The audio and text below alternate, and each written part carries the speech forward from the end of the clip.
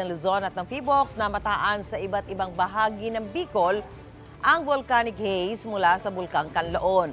Ang volcanic haze o yung volcanic particles na humalo sa ulap ay nakita sa mga probinsya ng Albay, Masbate, Camarines Sur, Camarines Norte at Sorsogon.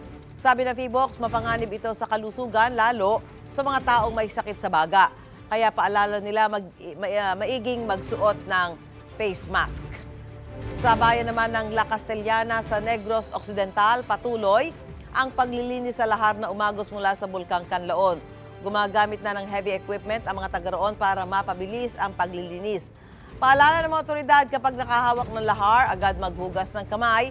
Dahil naman sa pag-agos ng lahar sa ilog, nakararanas ng problema sa supply ng inuming tubig sa bayan. Sa La Carlota City, inabisuhan na rin ang mga residente na mag-ipon ng tubig lalo na't baka magkaroon muli ng lahar flow kapag nagpatuloy ang pag-uulan.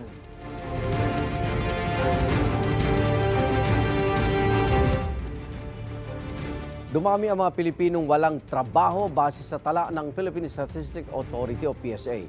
Nasa 4% ang unemployment rate nitong Abril o katumbas sa mahigit 2 milyong Pilipino. Mas mataas yan kaysa sa 3.9% noong Marso. Ayon naman sa National Economic and Development Authority o NEDA, bagamat tumaas ang unemployment rate, dumami ang mga middle-skilled jobs at full-time na posisyon. Indikasyon daw yan na gumanda ang mga kalidad ng trabaho sa bansa.